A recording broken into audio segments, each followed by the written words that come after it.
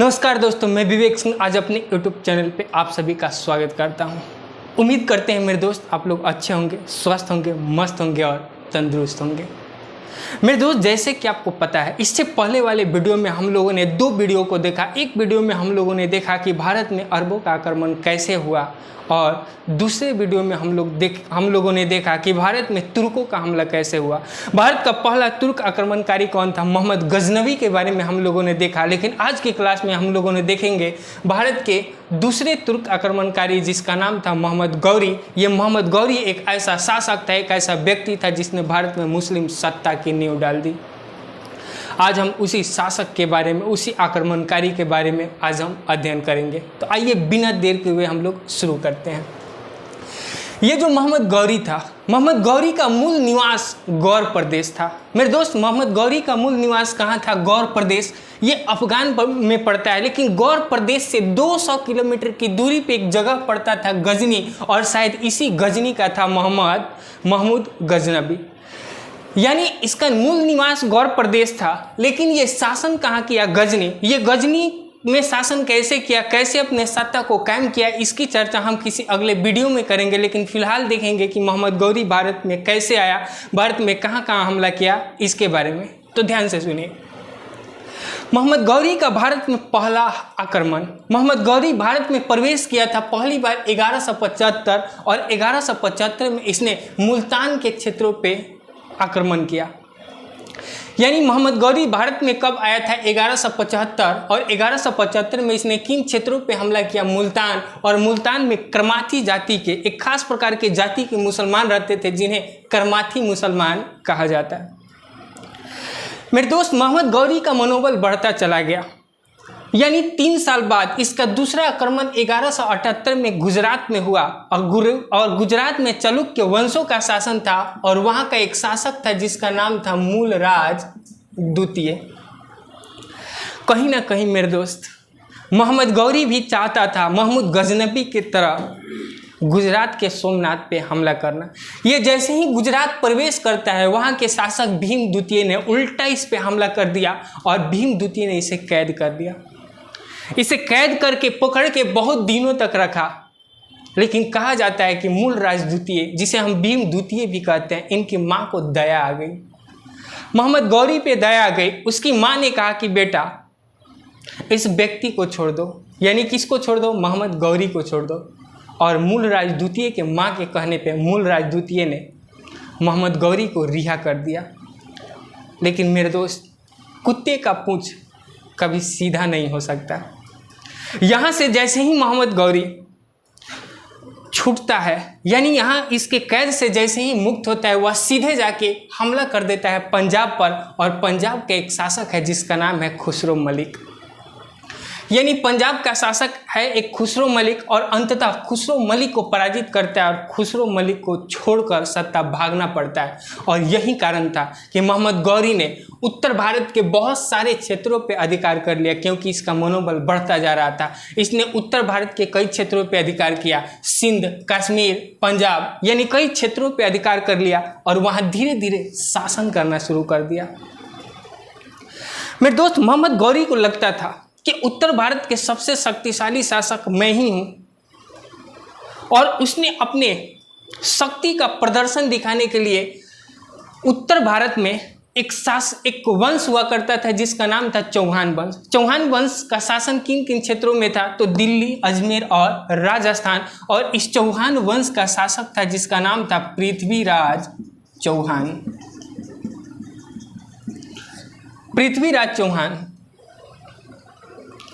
मोहम्मद गौरी ने क्या किया? बार बार पृथ्वीराज चौहान के क्षेत्र पे हमला करना शुरू कर दिया। लेकिन मेरे दोस्त, पृथ्वीराज चौहान उत्तर भारत का सबसे शक्तिशाली, सबसे पावरफुल राजपूत शासक था। मोहम्मद गौरी बार बार हमला करता, बार बार ये आजमाता कि हम कैसे भी इन सारे क्षेत्रों को भी अधिकार कर ले। लेकिन मेरे दोस्त, अब पृथ्वीराज चौहान भी उब चुका था। पृथ्वीराज चौहान से भी अब रहा नहीं गया। पृथ्वीराज चौहान ने कहा कि मोहम्मद गौरी आओ, और आके सीधे सीधे फरिया लो। और कहा जाता है कि 1191 में तराइन की प्रथम लड़ाई 1191 में तराइन की प्रथम लड़ाई मोहम्मद गौरी और पृथ्वीराज चौहान के बीच हुई। इसमें पृथ्वीराज चौहान पराजित हो जाता है। इसमें पृथ्वीराज चौहान ने मोहम्मद गौरी को पराजित कर दिया। यानी इसमें पराजित कौन होता है? मोहम्मद गौरी। यानी आपसे एग्जाम में क्वेश्चन पूछेगा कि तराइन का प्रथम युद्ध कब हुआ, तो तराइन का प्रथम युद्ध 1191 में हुआ और इस युद्ध में पृथ्वीराज चौहान ने मोहम्मद गौरी को पराजित कर दिया। मोहम्मद गौरी जैसे ही पराजित हुआ, मोहम्मद गौरी यहाँ से भाग के चला गया, फिर अपने क्षेत्र में सिंध कश्मीर के क्षेत्र में भाग के चला जाता है। लेकिन मेरे दोस्त, उसके मन में एक कसक थी, उसके मन में एक प्रतिशोध की भावना थी कि हम आज नहीं तो कल पृथ्वीराज चौहान जैसे शासक को पराजित करके ही रहेंगे। लेकिन मेरे दोस्त, पृथ्वीराज चौहान को थोड़ा सा भी इस बात का गम नहीं था, क्योंकि ये बहुत शक्तिशाली शासक था। यहीं से कहानी थोड़ा सा मोड़ लेती है।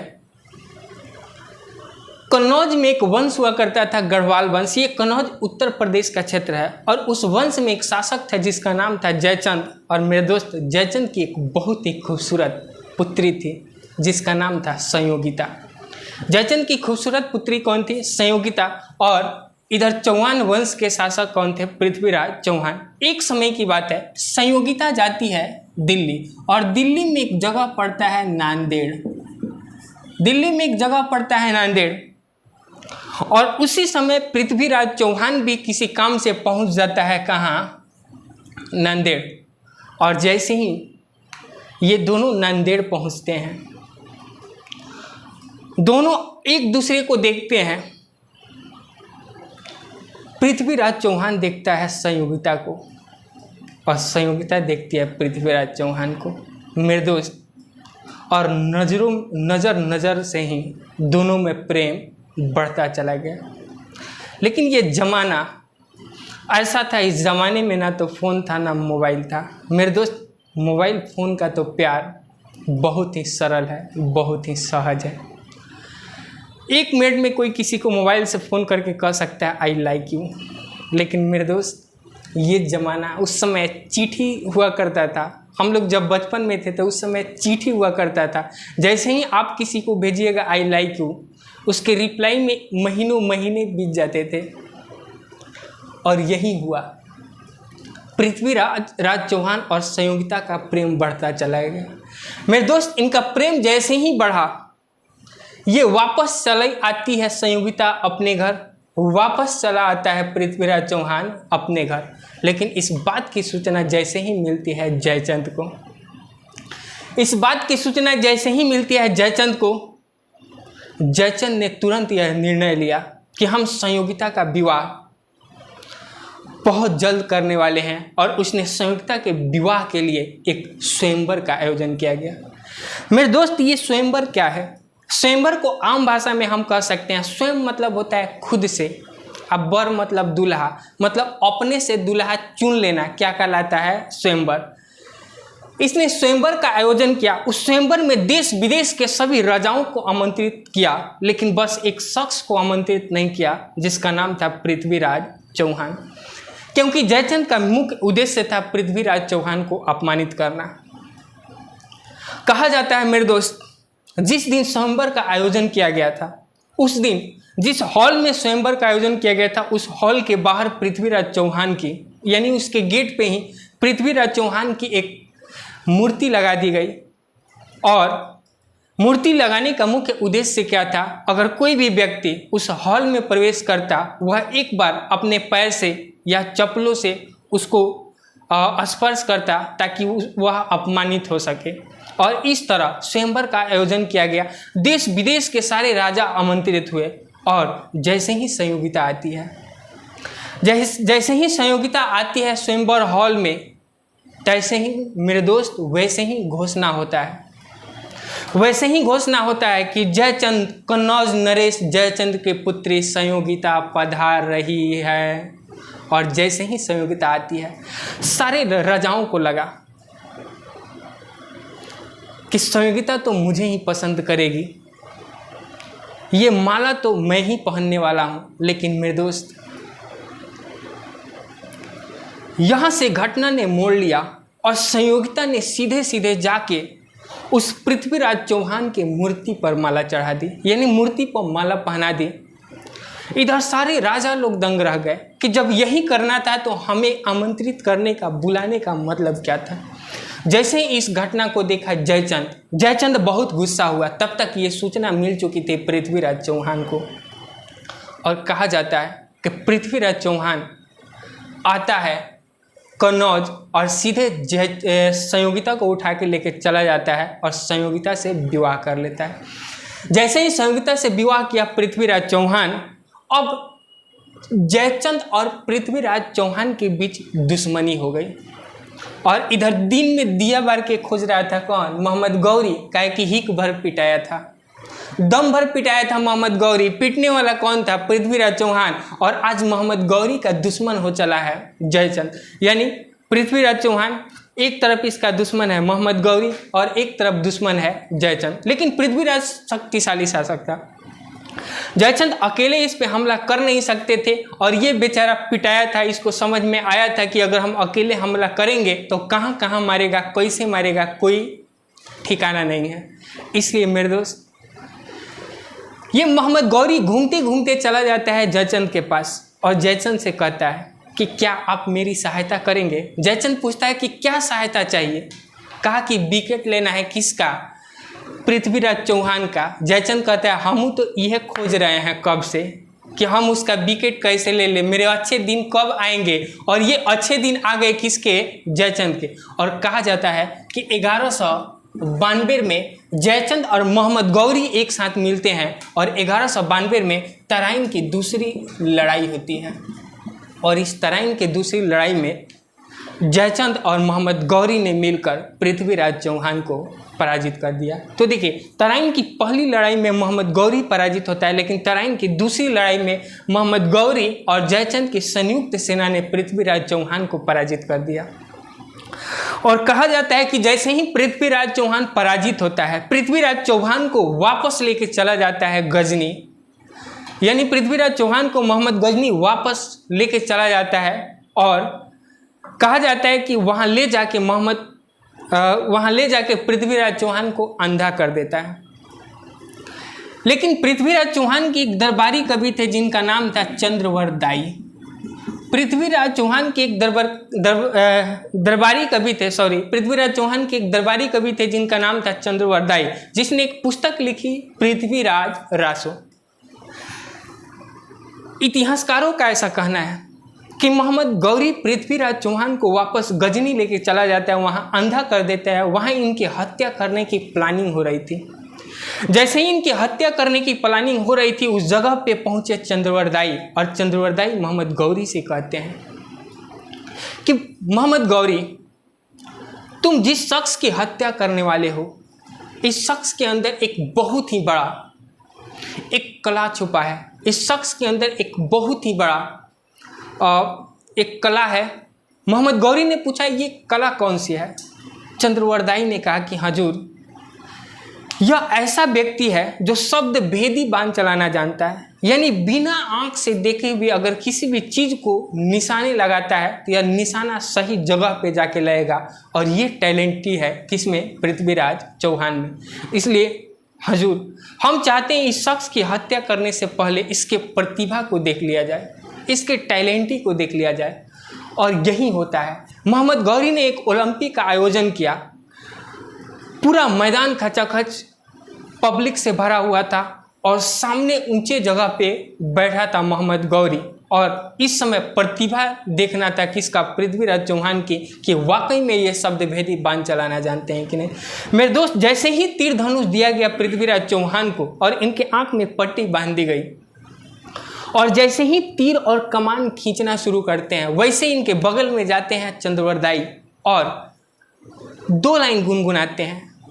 चंद्रवरदाई कहते हैं पृथ्वीराज चौहान से कि 4 बांस 24 गज अंगुल अस्त प्रधान।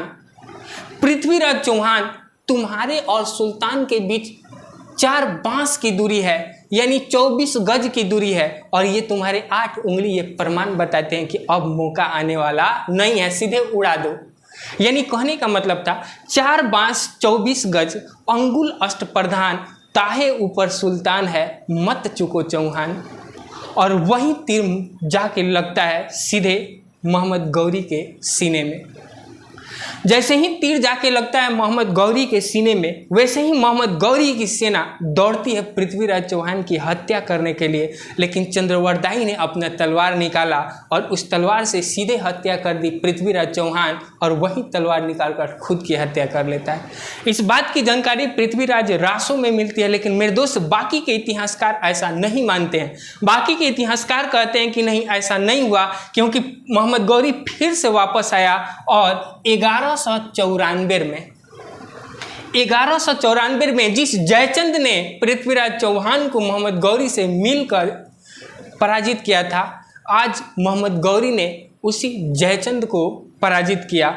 और 1194 में मोहम्मद गौरी और जयचंद के बीच एक युद्ध होता है, जिसे हम कन्नौज का युद्ध या चंदावर का युद्ध कहते हैं, जिसे हम कन्नौज का युद्ध या चंदावर का युद्ध कहते हैं। कहा जाता है 1194 में कन्नौज या चंदावर का युद्ध हुआ, और इस युद्ध के बाद मोहम्मद गजनवी ने एक सिक्का चलवाया और उस सिक्के पर माता लक्ष्मी का